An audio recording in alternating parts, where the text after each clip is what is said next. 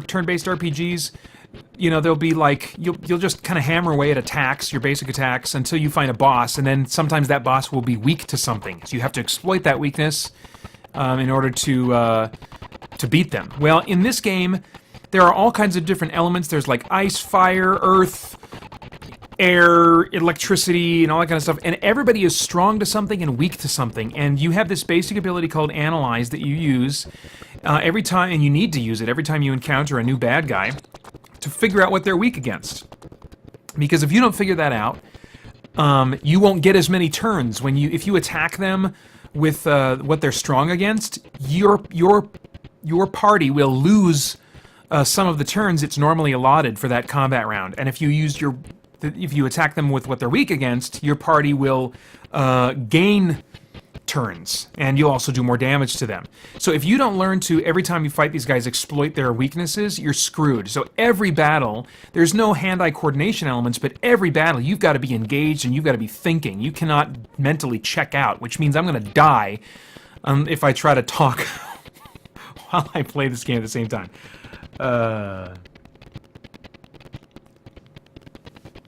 Oh, nice. Nice, Fayanel. M for mouthful. Isn't that the truth? Good grief. Shin Megami Tensei Nocturne. And you know what that means? I looked that up, and it means Rebirth of the Goddess. So the series is called Rebirth of the Goddess Nocturne. Oh, crap. I didn't take note of what they were weak against. So see, now we'll see what happens. I'm going to try and use electricity on them. I don't know if they're weak to it or not. We'll find out. Okay, so he's not weak or strong to that. Let's try Fire Breath. Okay, not too bad. So they're not weak or strong to that. Whatever their weakness is, I haven't hit it yet. Look at all these words. Rakunda, Berserk, Lunge, that makes a little bit. Zeo. Zeo is the name of your basic electric spell attack.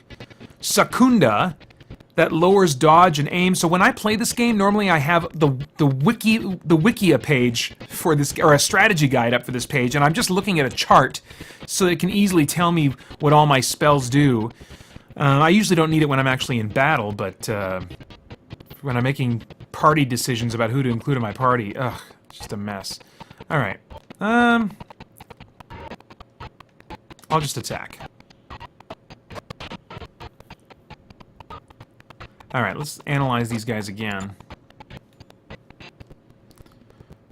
Oh, he's weak to ailments, and he resists physical attacks. Okay, so I should just be hammering him with, like, spell-type abilities. Now, what they've got in this game, if you look in the upper right-hand corner, is the little triangle that says Auto. If you are halfway through a fight and you're like, okay, basically, all I need to do is just keep hammering at this guy with basic attacks and they'll be done, or just repeat what I've been doing, you can just hit Auto. Boom! And, well, that was just one attack left, but the Auto function is really cool. It's almost equivalent to, in another type of game, having a real-time combat system, because you just start to... It just starts making all your combat decisions for you. I'll try to show you in this fight here. Alright, that's a good amount of enemies. Okay, so those guys are still going to be weak against... or strong against physical, because that's what they were strong against before. It's the same guy. But I can't remember what these... Oh! Inugami starts to speak to you. So that's the monster's name, Inugami. I don't know what that means. So why they didn't... They translated so much of the dialogue. Why they didn't translate names and stuff, I have no idea. Maybe they wanted to retain some of the flavor of the original, and I don't know. Inugami starts to speak to you. Let me ask you, do you have a spare revival bead? So this is where they open up negotiations, and if I please them in negotiations, they might join my party. So, if I want this guy, either because of what he's capable of or what he might contribute to a fusing of monsters, then I'll try to recruit him and please him right now. Sometimes they'll ask you philosophical questions, like, you know, do you think that this world should just be left to the most powerful, you know? Or do you think there's purpose in compassion, you know? So they'll ask you these interesting philosophical questions, and the instruction booklet even tells you you should try to tell them what they want to hear, what will make them happy. And I thought that's really interesting. So from a role-playing perspective, you are encouraged not to really role-play or hold to any particular value system, but just to do what placates them, what makes them happy. Just tell them whatever they want to hear to get them in your group, you know. Because if you decide, you know, I'm going to apply my moral standards and my ideas of what's right and wrong to this game, then you're going to miss out on recruiting a number of these demons that would be very helpful to you. So I'll go ahead and give this guy a revival bead. Very good. Inugami is happy. Probably not happy enough, though. In return, I shall share my wisdom. Oh, look at this, maybe. There are demons that show signs of change as they become stronger. That is a sign that they are about to awaken to new powers, but you cannot tell exactly when they will awaken. Remember that. Then, farewell. Inugami left. Well, I already knew that, so sometimes these tips get repetitive. But at least he's out of the battle now, and just at the cost of a revival bead, which wasn't too much. Okay, let's analyze this guy, see what he's weak to. Okay, so he nullifies fire and death, so they won't work against him at all. And he's weak against force, so let's put that to practice. I don't think I have any fire attacks. I'll just have her attack maybe these guys. Now he nullifies, he nullifies fire, is that right? I can't remember. Let's try. And let's see if I lose a turn. If this goes the way I think it might, I might lose the rest of my party's turns. Void, yes, it didn't work at all. Didn't do anything to him. So, yep, skips right to their turn. Because I screwed up. I used an attack that one of my enemies was strong against.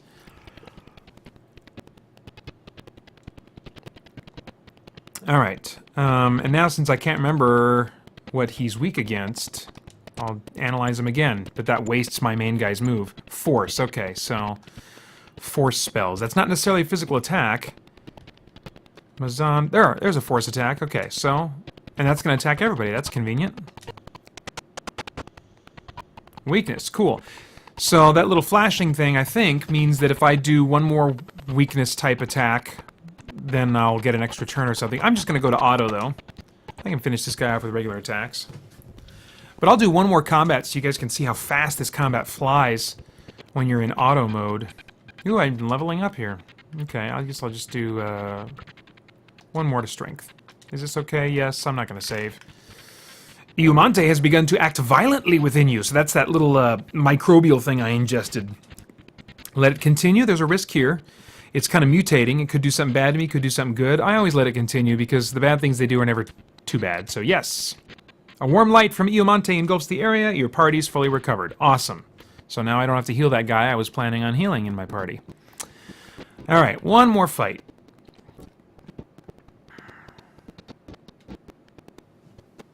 Oh, you're right. Yeah, weak against ailment. Yeah. Problem is, like, the delay for you guys, it's about, I want to say, like a 10 to 30 second delay. So, by the time you see something, it's like 10 to 30 seconds in my past. So, really specific time-sensitive tips. I'm afraid I will not be able to benefit from your wisdom. Okay, fire was no good. Force was good against these guys. Let me try Ice Breath against all of them, just weaken them up a little bit. I don't know if this might kill them all. No, not that tough. Not that strong of an attack.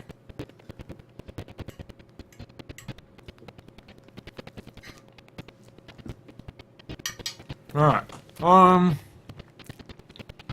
Well, let's just do some auto-attacking. Boom. I mean, they're just flying through my turns there. Oh, they fled. New enemy! What the crap? Oh, I'll just keep autoing. I mean, look how fast that was. So, I mean, I think that's a really cool option for veterans of the turn-based RPG thing. They're just kind of cutting the fat out of the experience. So if you want... and you're confident, you know what you're doing, and you know you can really fly through these things a lot more easily. All right, enough of this.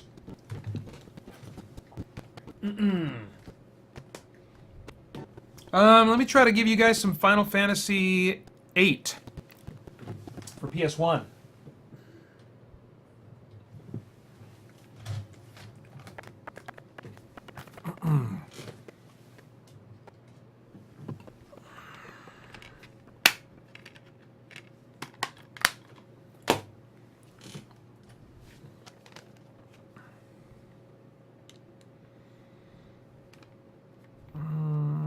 Okay, let's see here.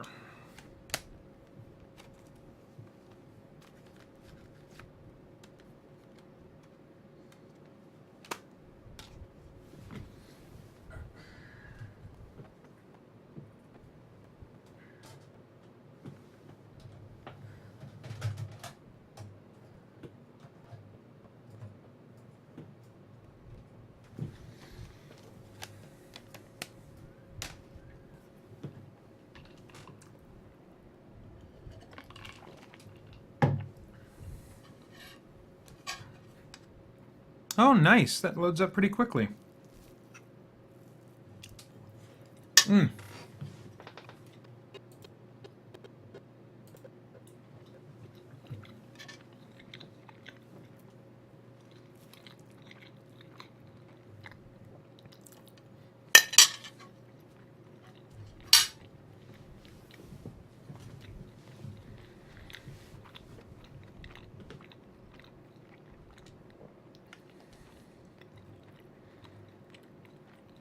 I'm gonna have to really try to scratch my console gaming itch this week, because we're leaving on Saturday to go visit Holly's family in Pennsylvania.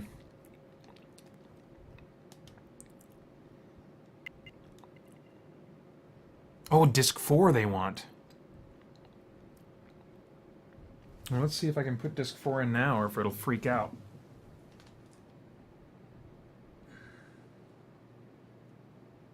Oh, wait a minute. No, that's like a jacked up...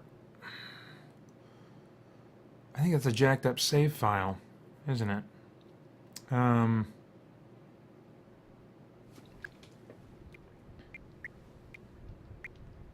Let me see. I've got some other memory cards here. This isn't the one I want.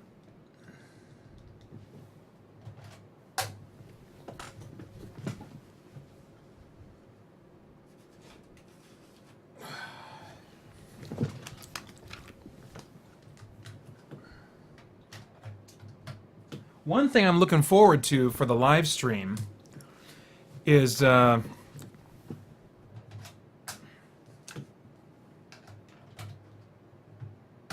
I'm able to, showing you guys a Justice League RPG that I made with the PS1 RPG Maker. I didn't finish the game. You know, I probably have an experience that, if you play it, lasts an hour or two, maybe, if that. But a turn-based Justice League RPG. I made all the sprites for, like, Green Lantern and Wonder Woman and Flash, and created these animated cutscenes and stuff within the engine, and it's, you know, you load it up, you have to save it on like multiple memory cards. It takes up a ton of space, and I kept those save files on my laptop, but I need some, I'm gonna have to buy some adapters, or basically do some monkeying around in order to get those files working again. I won't go into the long story of it, but I'm hoping to get that done so that I'll be able to show that during the marathon.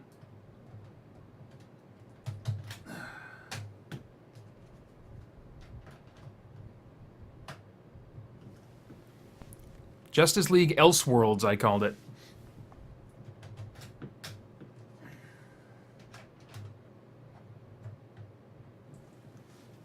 Alright, let's see here.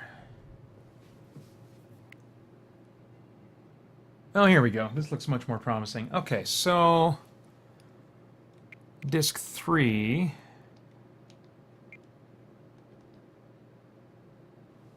And I think that's the... Is that the disc I have in there?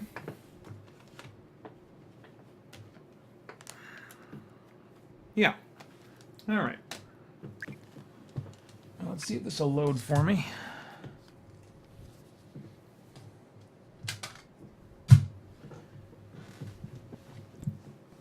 Nice. I think it is loading for me. Yeah. Wow, that looks bad. Wow. Oh, man. Oh my gosh. Look at that. That looks terrible. Oh, man. They should not have done this in 3D.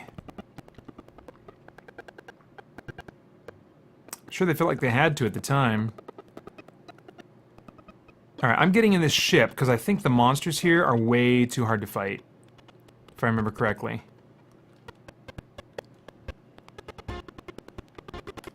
How do I fly this thing? I'm gonna try to go somewhere where the monsters are easy. How do you fly this ship? Oh, there we go. Okay.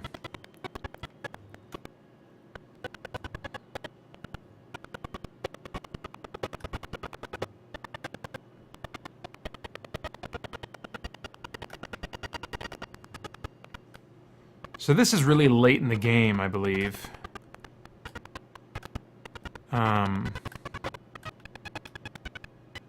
Jeez, these controls are not at all intuitive.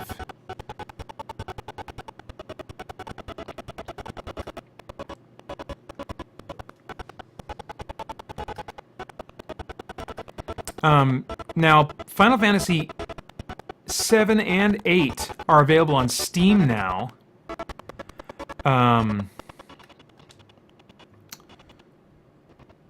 So you can play them on PC.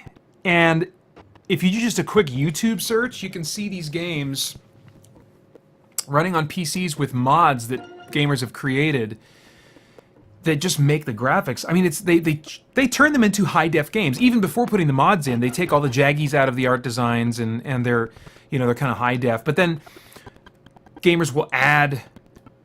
They've added new textures and everything. Oh man, that looks terrible. That looks like Atari terrible. Except, look at those jaggy legs. Good gravy.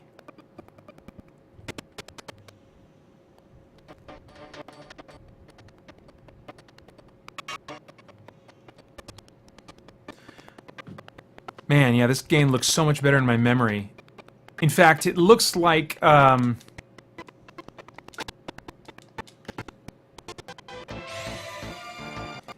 it looks like, I remember it when I look at the Steam version. So this has that active battle system.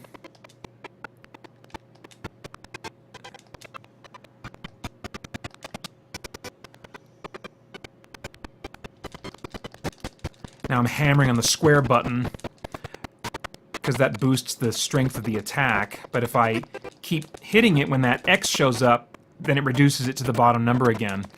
So I have to stop hammering when I see that. As soon as I see that flickering X show up. So I'll get a little bit of a boost here.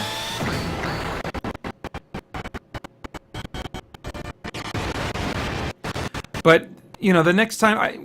what I like about this game is the draw system, which I'll try to demonstrate here if it doesn't get me killed. I don't know how powerful this guy is.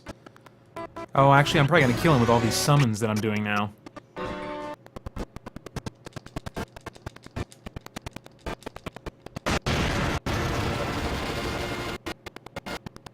You know, I'm not going to hammer on that X for bonuses. I want to watch these animations. See, the intent with the animations, I think these animations actually still look pretty cool. It's, when you see those characters on the world map walking around from a distance, they look terrible. There he goes. But if I were to play these again, I would do the Steam version. Which looks really nice, without any, patches added to it, mods added to it, but I've seen some of the modded versions too, and they look great. And this one, I might play this one again before playing Final Fantasy VII again. Because I think I like this one more than Final Fantasy VII. A lot of people like Final Fantasy VII. Big fans. I still have it. But I think for a lot of people, it was their first Final Fantasy game. And you know, I think that first Final Fantasy game for a lot of fans is always going to be their favorite or really ranked up there really high. For me, it was Final Fantasy VI or 3 on the Super Nintendo. And I really still have great memories of 3/6. So the draw system in this game, instead of learning spells, you draw them from your enemies. You collect them. So I get a choice here. I'll collect Tornado. Oh, I can't stock it? Okay, I'll stock this one. So you just kind of suck it from your enemies. So So see, it's going to say I received 1 Blizzaga, so sometimes you'll get more. I'll try to get float and stock float. You can cast it immediately right back at them after you draw it out of them, or you can stock it in your supply. I got 9 floats that time, float spells. See what else I can get. Stock arrow. And so it's cool, it's kind of like this looting that happens in the middle of the combat, you know? So if you like looting in games, this is like, the magic system is a looting system. Okay, I'm gonna get killed if I talk too much. Let's do Ifrit.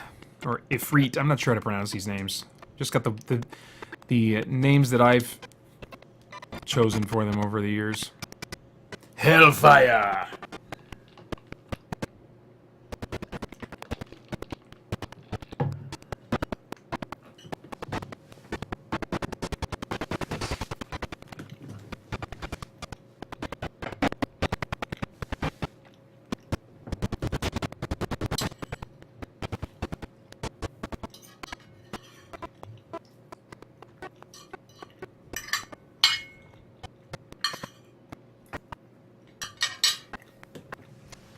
Alright.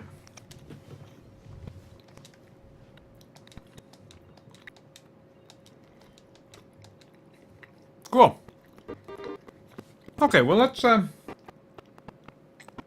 see how my capture hardware and software handles the PS4.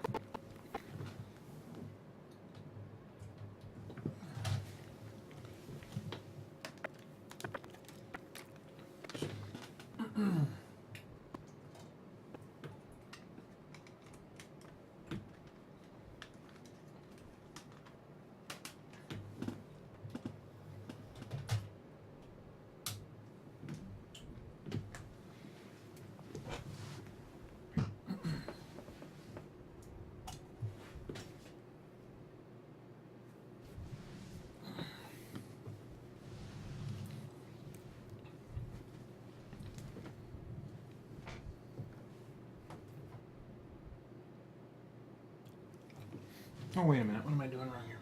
Let's see. So this is going to go in there. Oh, wait, no. Here's what we got to go. Let's go there. And then I need my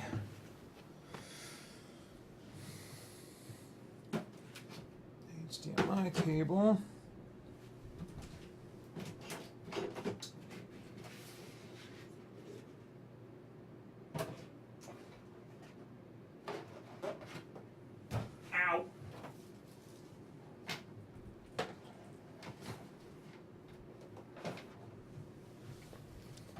Just hurting myself. Don't worry.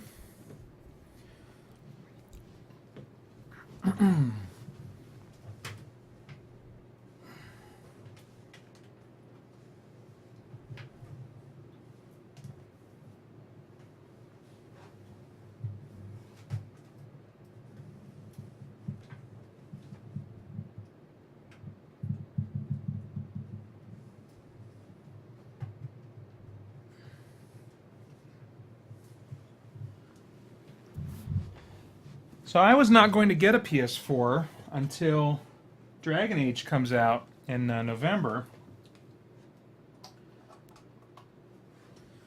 But by the power of the summer of free, and just kind of some development in my own ability to be content,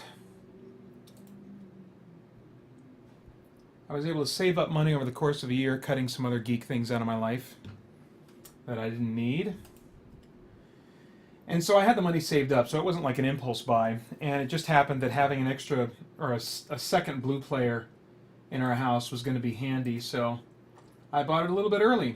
And really didn't have any big plans for gaming on it. But I knew I could at least dink around with DC Universe Online, because that's a free-to-play game you can play on PS4. And I'd also seen some reviews and some stuff about this game called Resogun, which, you know, it looked like it was pretty good. Maybe worth a try. Oh no, don't give me problems.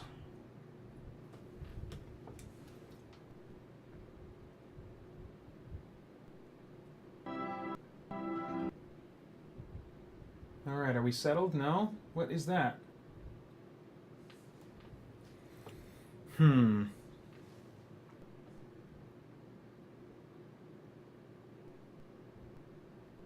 That's not good. Alright, let me try something here.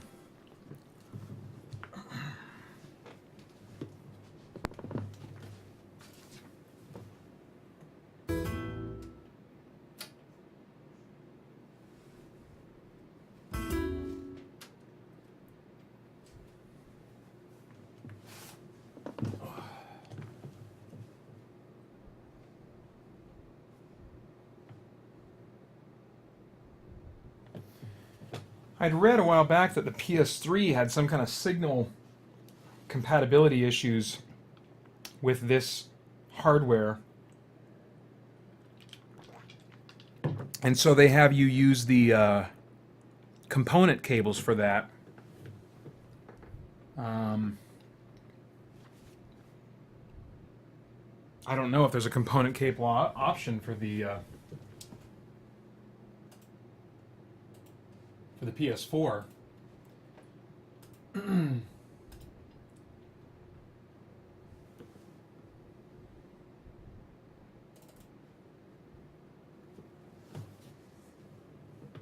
It should be able to accept any HDMI signal, so I don't know what the problem is. I mean, I'm seeing it through my, I'm seeing it on my TV. It's being filtered through the game capture device, the hardware thing.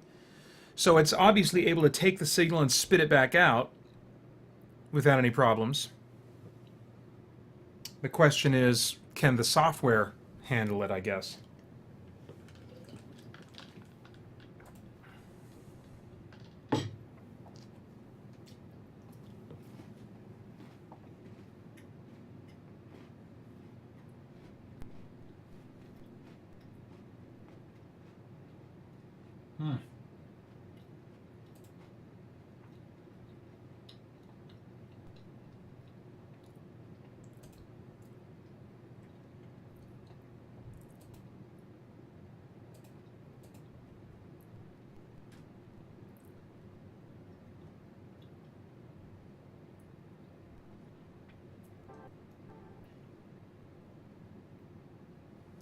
Yeah, that is some bad business.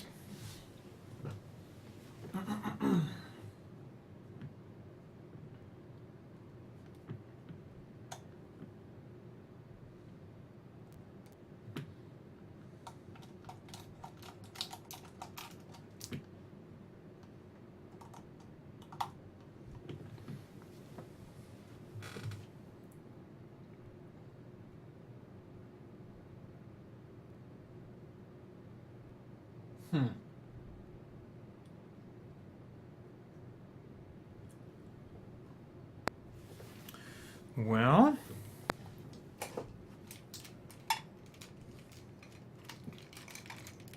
bear with me. I'm going to take a look at the back of my PS4, see what other connection options it might have.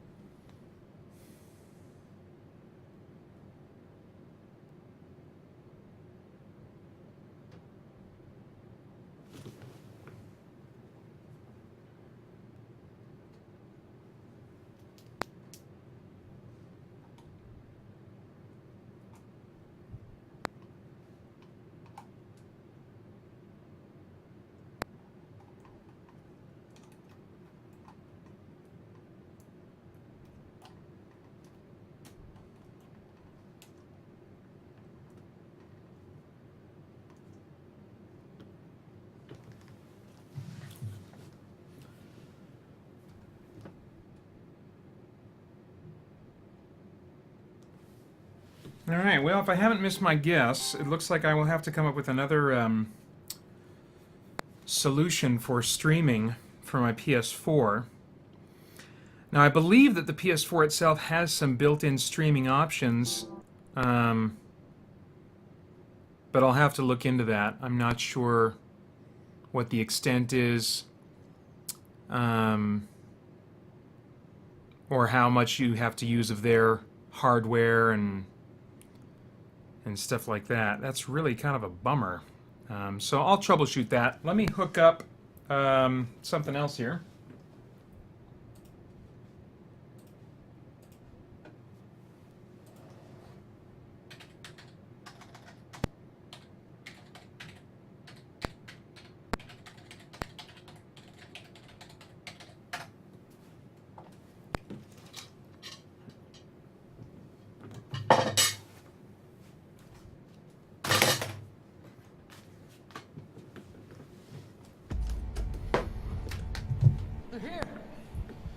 Let him come.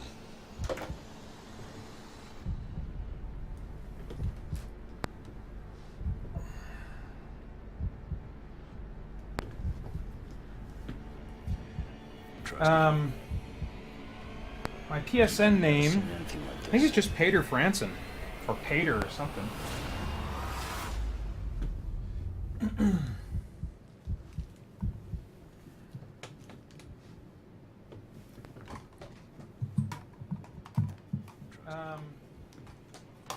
My PSN name, I think it's just Paeter Frandsen, or Paeter or something.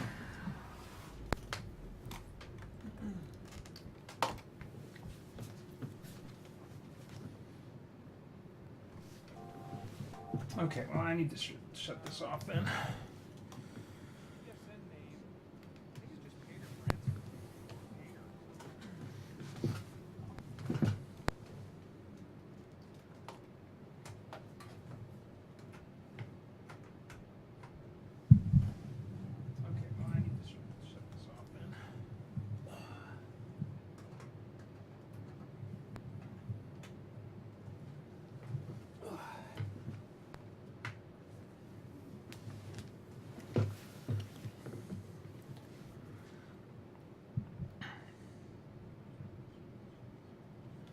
There we go.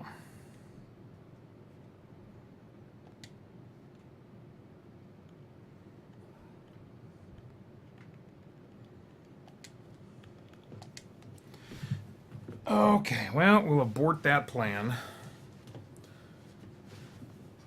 It's a bit disappointing.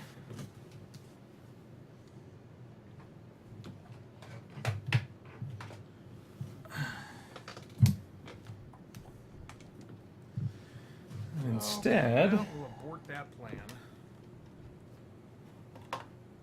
It's a bit disappointing.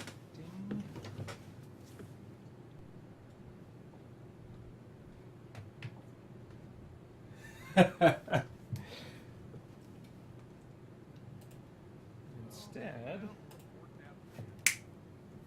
they got a rage quit, huh?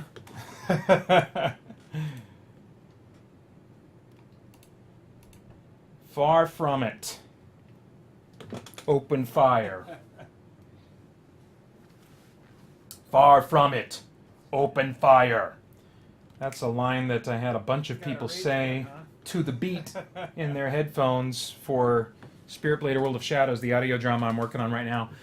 Because they're all like these cult members that are all talking together at the same time. They speak in unison.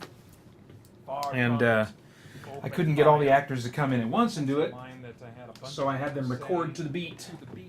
And one of their lines is, "Far from it, open fire." Which I'm actually just getting ready. I'm working on that scene right now. I'm getting ready to stitch all those together. So that'll be cool. It'll sound like some kind of liturgical service gone horribly wrong and violent. One of their lines is, "Far from it." All right. Which I'm actually just getting ready. I'm working on that scene right now. I think I'm about ready to go. Okay, so you're seeing my desktop now. So this is my laptop desktop. So I'm very organized, as you can see. I have to clean all this up every now and then. All right, there we go. Game shortcuts. Get my headphones back on. Yeah, let's do a little Icewind Dale 2, maybe. I don't think I did that last time. This is my laptop desktop, so I'm very organized, as you can see. I have to clean all this up every now and then. Alright, there we go. Game shortcuts. Get my headphones back.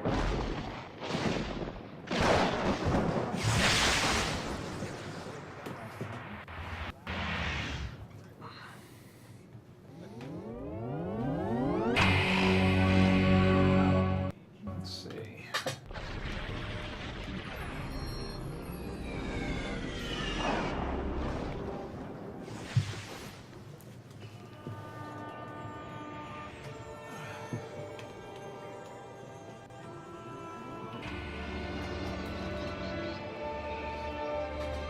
I must, for myself, examine the reasons I left the comfort of Kaldahar for a journey to Deeping Dale, the place of Isalore's birth.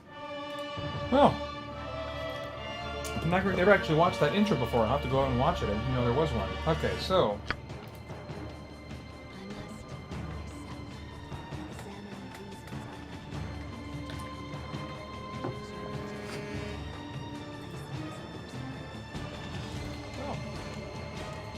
I must, for myself, examine the reasons Alright, so I just started this game not long ago. Let me bring the mic just a little bit closer to me. I've kind of changed where I'm sitting. Alright. Alright,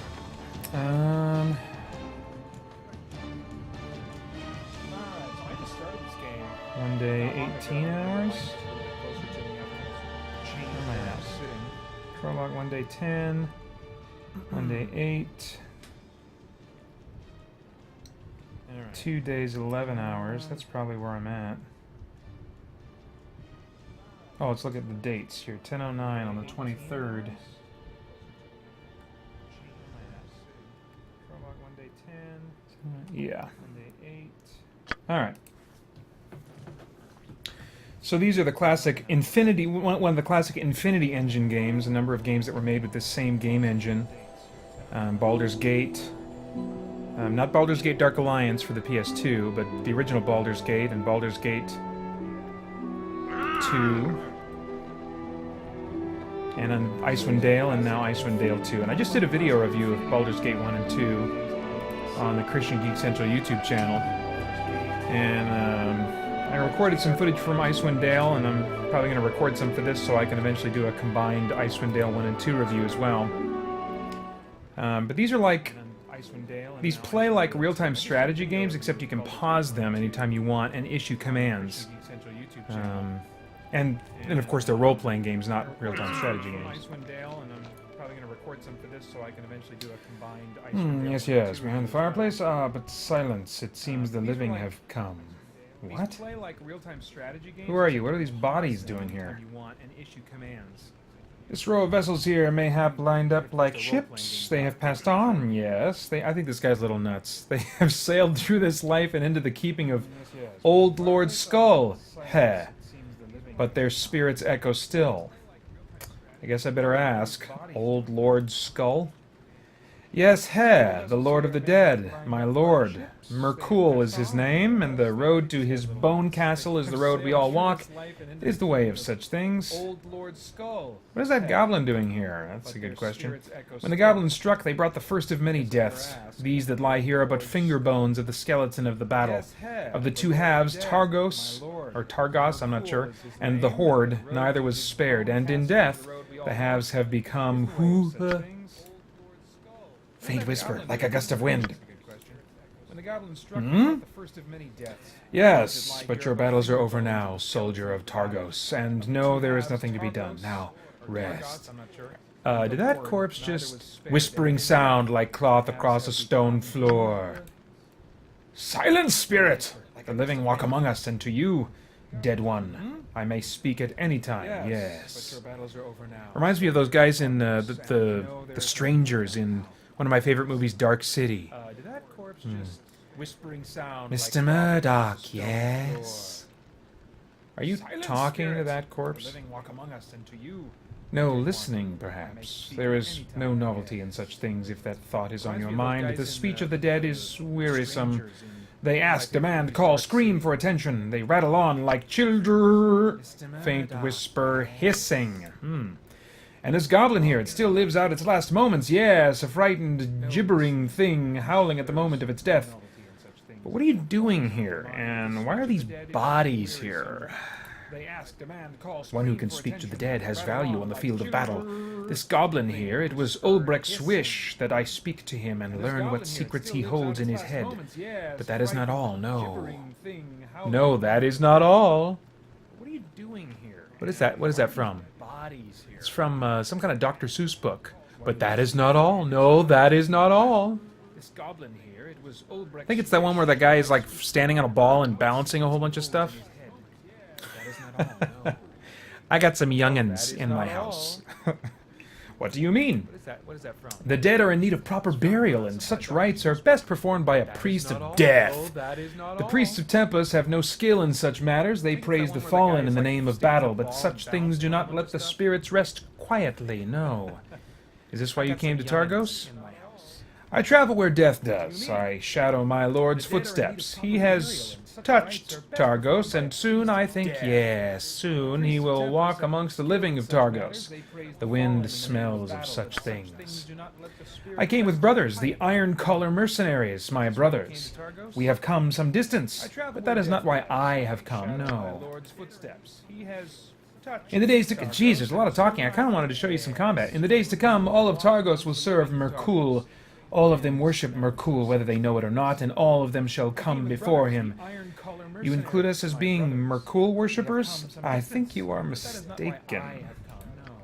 By word, perhaps not. By obeisance? Is that how you pronounce that word? Perhaps not, but by your deeds to come, I think, yes, you will be, especially if I judge that those weapons you carry are intended to shed blood in the battles to come. Oh my gosh. I think we have spoken long enough. Farewell. I'm leaving. By word, perhaps not. By Maybe I can, yeah. I don't know. Is that how you pronounce that word? Should I go back and kill that guy? I'm not gonna save this.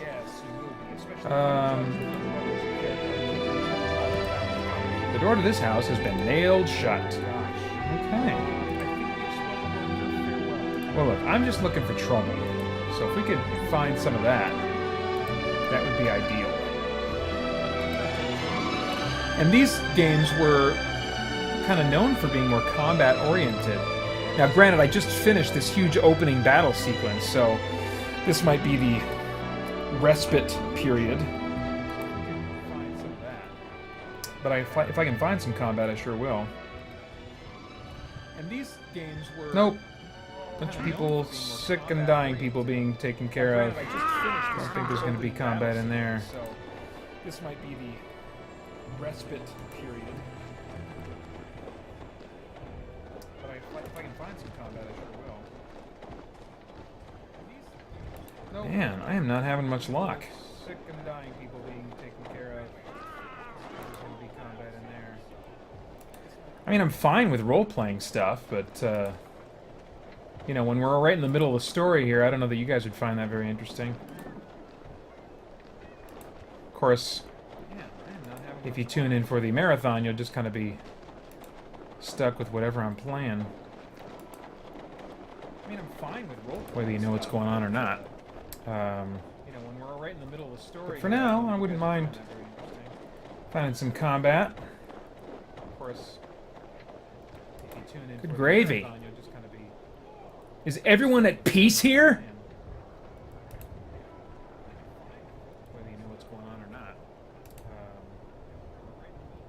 For now, I wouldn't mind finding some combat. I've kind of been Gravy. playing these games. I mean, this is the first time I've played Icewind Dale 2. Or in, you know, I came to these games really late, but I really enjoy them, even though sometimes they take a little bit of cheating, because if you don't understand Dungeons and Dragons and you're not really into hardcore strategy, they can be pretty punishing later on, late in the game.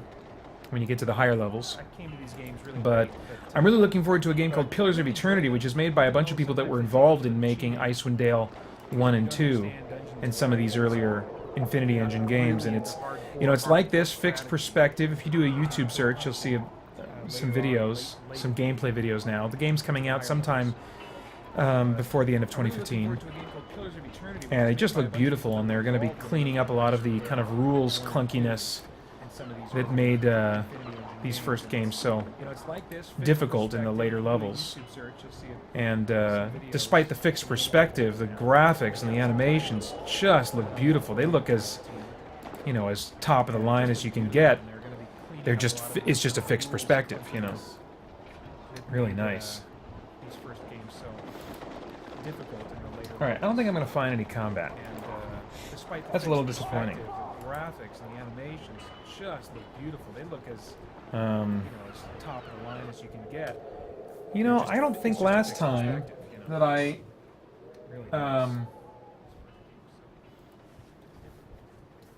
I showed, what was it? That's a little disappointing.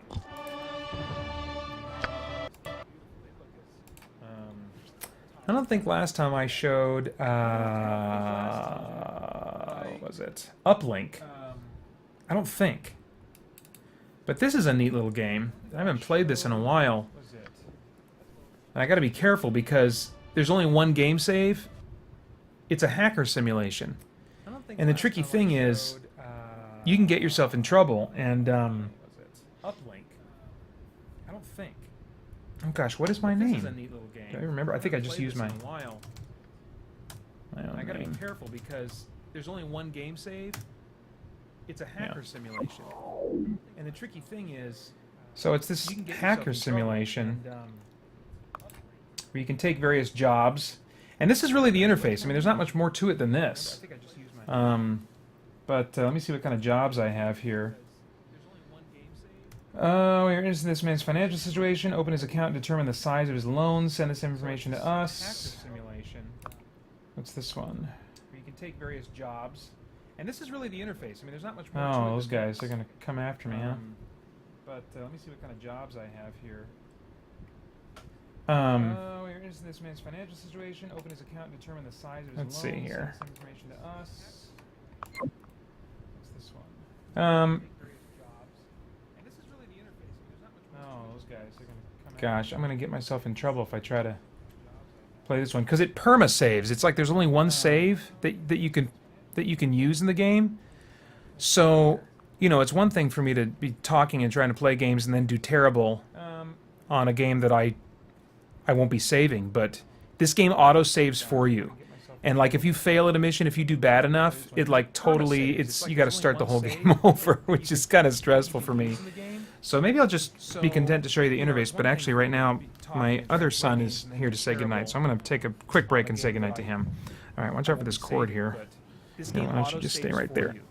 And like if you fail at a mission, if you You do sleep bad good, enough, okay? it like totally, you gotta Oh, start are you the not game feeling well? over, which is kind of stressful. Oh, So maybe I'll is just he warm at be all? content to show you the interface, A but bit? actually right Oh, now, kiddo. my Hey, where- other son is hey, here where- to say goodnight, so Where I'm did gonna all take a those quick break and say comic goodnight to books him. go? Oh, I took them down so I could read them. I think they're Why don't you just stay right there? they're in my bedroom maybe, or up there somewhere, or maybe I think they're up there with my other Hey, comics. guess what? That that wall is covered with comic books. I know, isn't that cool? So I could read them. I didn't know all that. They're in my bedroom. All right, sleep good. I hope you feel better, okay? Or maybe I think they're up there with my other comics. Guess what? All right. So let me see if Isn't that cool? oh, my headphone cord's getting stuck. Okay. Let me see if I can just hack into something that's not going to be too dangerous. I'll go over to. So let me see if Man, it's been way too long since I played this. my headphone cord's getting stuck. Okay. Let me see if I can just hack into something that's not going to be too dangerous. This is my different. This is like what I have on my hard drive I'll go over to in this fictional world. So let me see if Um, man, it's been way too long since I played this.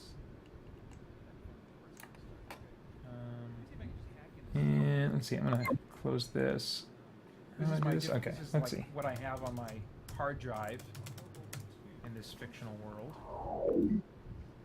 Okay, and then how do I get to?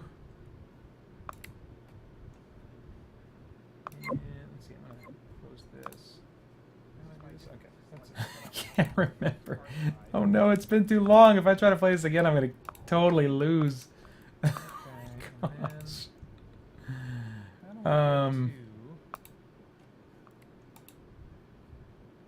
Let's see here. Oh, I just X'd myself out again. Dang it. I can't remember. Oh no, it's been too long. If I try to play this again, I'm going to totally lose.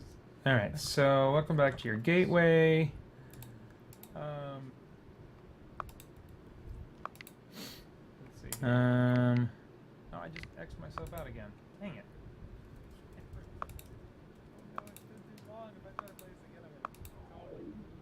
Alright, so welcome back to your gateway. I thought there was a way for me to go to like these places I've been to before. It must be in here somewhere. I'm just not used to having this many locations. I mean, good gravy. Moon Corporation, International, let's see, ARC file server.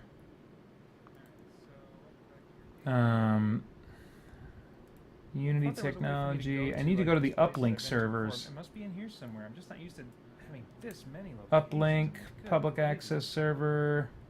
Moon Corporation, International, let's see, ARC file server. Oh, Uplink Internal Services System. I think that's where I want to go. Okay, proceed. Oh. The uplink servers. Uplink, public access server.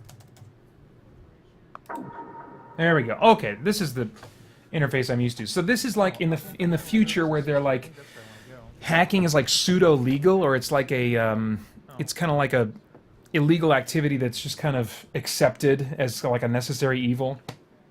And so there's actually like an organization that's like there are entire companies that unofficially own and operate huge hacking corporations or services themselves. And so the one you're a part of as a hacker is called Uplink. And this is my understanding of the plot. Maybe I could be wrong, and you know. But it's interesting how they simulate this, because basically you start the game and you start taking on just some basic jobs, and then you get this email from a hacker who he says like, well, here's the email right here. Agents, if you are reading this email, then it means I am dead. I have been working for Andromeda for the past month on a top-secret project, and until yesterday, I did not even know what exactly I was doing.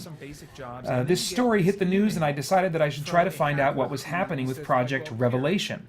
So there was this story in the news about this Project Revelation and how it was, I think, going to be like a big virus that was going to end the world or something. I can't remember. And yesterday I managed to gain access to their standalone server room and copy the files that we were working on. Unfortunately, they saw what I was doing and I had to leave quick. And I haven't had time to analyze the project files yet. If you read this, then they have already caught me. ARC cannot be trusted. That's one of the corporations, one of the big corporations, I think. We must come together as a group and find out what they are up to before something terrible happens. I don't know if it's already too late.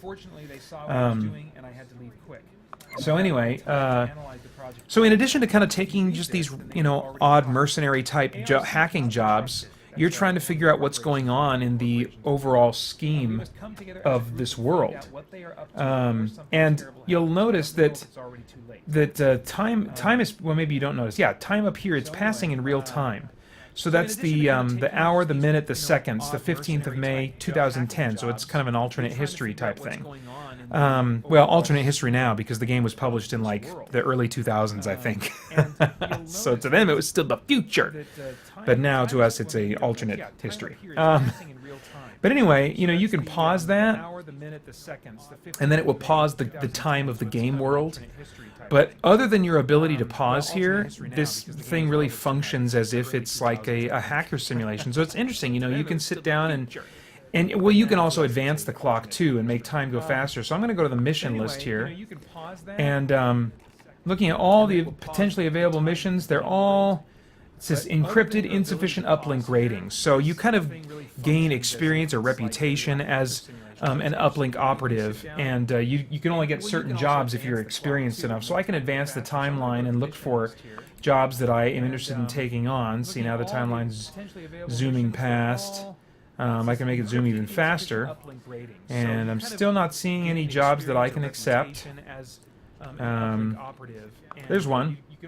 Let's see here. Find and destroy crucial data on a mainframe. Payment for this job is 1,500 credits. This job has been assigned an uplink difficulty of 2. I could maybe take this on. An uplink rating of beginner or above will be sufficient for automatic acceptance. Okay, so this sounds good. I'm going to contact the person that's giving out the job. Secure online communication channel established. Port running, blah, blah, blah. They throw out technobabble, which is kind of nice. User Paeter has entered the conference. User Anonymous has entered the conference. Anonymous, thank you for your time, agent. How can we help? And then I can choose, see, who is the target. We'd rather not reveal that at this time. How secure is the target? This is always a question I want to ask. The security will be low. I want more money. I'm afraid we can't offer you any more money. I'll say, okay, thanks. So I'll just take this job, and now I'm going to exit this. Come over here, I got the email. Thank you for working for Steve Jackson Games. That's funny. Destroy this data and all backups. Send a notice of completion to internal@stevejacksongames.net. So then I would make a note of this file name, pair data 10486. And this is where it gets into kind of the simulation territory, because right now you can't see it because I don't have a camera, but I'm actually getting out a pen and sticky pad and I'm writing down the name of this file. And I feel a little bit like a hacker because I want to make a record of this data for easy, quick reference. And this is where it gets into 10486 territory, because right now you can't see it because I don't have a camera, but I'm actually getting out But you know, I'm not keeping it in digital format, so it can't be traced back to me. Maybe, I don't know. But I'm just going to put that on my laptop now and keep that handy. And the location is Parametric Development's Internal Services Machine. All right, so I'm going to close that. And now I'm going to open up my software options. Now they wanted me to destroy that data, is that right? Destroy this data. So that's among the easier missions. So I'm going to have a file deleter. That's a bit of software. I'll keep going. I'll put that right there. And then up here you see the file deleters just showed up and you see CP usage. You can adjust how much, you know, warp power, you know, from the engineering room you're giving to each of these processes to make some go faster and some go slower. Let's see here. And I'm definitely going to want a trace tracker running. So that's over here. That's going to help me keep track of any traces that might get run, which they always are running traces. And then I'm going to want the password breaker so that I can get into the place I'm trying to break into. So I'm going to disconnect from my current location. I'm going to bring this up. And let's see here. Where is this place again? I'm trying to break into Parametric Development's Internal Services Machine. Okay. Oh, where is that? There it is, up there. Parametric Development's Internal Services Machine. Let's see, I'm going to load. This is a previous connection pattern that I have that I've saved. So I'm bouncing my signal across all these different servers all across the globe, and now I'm going to choose to make my final connection right here. So they're going to have to do a crazy kind of trace to be able to track me down. They're going to have to work really fast. So now I need to bring up. I got my trace tracker. Let me just move. So I'm bouncing my signal across so now I'm going to connect. Different servers all across the globe, and now I'm going to choose to make my final connection. And now this is where I need my my password breaker. I closed it down for a second. I'm going to get it up again. Crackers password breaker. All right. I don't need my file deleter right now, so I'm going to take some power away from that. And I'll bump up maybe my password breaker a little bit more so it works a little bit faster. And then I'm going to select my target, which will be right here. And so now I'm waiting for each of these, you know, really old school style, waiting for each of these to appear and get locked in. Meanwhile, down here my trace is running, and this is counting down. And when this runs all the way to the bottom, they're going to successfully trace me, and then I'm screwed. So I got to, and as this starts beeping faster and faster, then they're going to, so now I can proceed. Sorry, I might not be able to talk very much right now. Okay, so file server. Now I'm looking for paired data 10486. Paired data 10486, 10486. There it is. Okay, so log deleter, select target, paired data 10486. Oh, now I need to boost that. Deleted. Okay, done. Let's make sure there are no copies. Paired data 10486. No, no copies. Okay. So I'm done. Got 61 seconds left until they trace me. I'm going to disconnect at this point. And now I've got to cover my tracks. So the job is done, but I've got to cover my tracks. So I'm going to no copies. So I'm done. Got 61 enter. Let's see here. Until they trace me. I'm going to connect to internet. This is a public access server. And now I've got to cover my tracks. So the job is done, but I've got to cover my tracks. So I'm going to enter, let's see here. Oops. I'm going to connect to internet. This is a public access server. And now I've got to cover my tracks. So the job is done, but I've got to cover my tracks. There we go. All right, so now I'm going to access the logs. And I need to cover my tracks. So I'm going to delete all the logs here that would be traced back to me. So log deleter right here. And just one at a time, I'm going to go bloop, delete that. Delete that. There we go. And I have to do this after every mission. So access the logs. Which you might think is tedious, and I don't know, maybe it is. It's not that bad, though. It feels kind of cool, oddly enough. And this is a hacking simulator, I should add, for people who don't know anything about hacking. This is like, it's a movie hacking simulator. So this simulates the version of hacking that you see in movies. But it's nothing like, as I understand, you know, nothing like real hacking. But there, now my tracks have been covered, so I'm finished. I can disconnect, and now I pull up this email again, and let's see, destroy this data and all backups, send a notice of completion to da-da-da-da-da. So I'm done, so now I'm going to reply. Here's my reply. I've completed the following mission. Find and destroy crucial data on a mainframe. Please credit my account with the remaining payment ASAP. Okay, good, and they just auto-create that message. I didn't write any of that, so I'm going to send it. And I got another email. I'm guessing this is my notification of payment email. Congratulations on your success. Funds transferred 1,500 credits. Thank you for working for Steve Jackson Games. Alright, so then I delete that. So anyway, that is among the easiest missions that you can complete, and certainly the only kind of mission I could complete while multitasking and trying to talk to you out loud. But this is, anyway, it's called Uplink. It's available on GOG.com. It's a fun little game. But there we go. That's 736. Let me bump over here for a second. So I'm going to go ahead and close up shop for the night. And so everything, I mean, it seemed like, you know, there weren't a whole lot of bugs. I didn't notice problems with the actual game capture stuff freezing up, which happened a little bit last time, and I think that doesn't seem to have been as much of a problem, if at all, this time. But I got to work out the camera stuff, and then I got to figure out a solution for the PS4, if I want to play any PS4 games during the live stream. But I mean, I'll definitely want to be. I mean, I have plans in the next couple weeks to at least do a trial and error of me playing a PS4 game, so I need to get that figured out ASAP, so I'm glad that I discovered that. So anyway, thank you guys who were in the chat room. Thank you anybody else who was just kind of lurking and watching.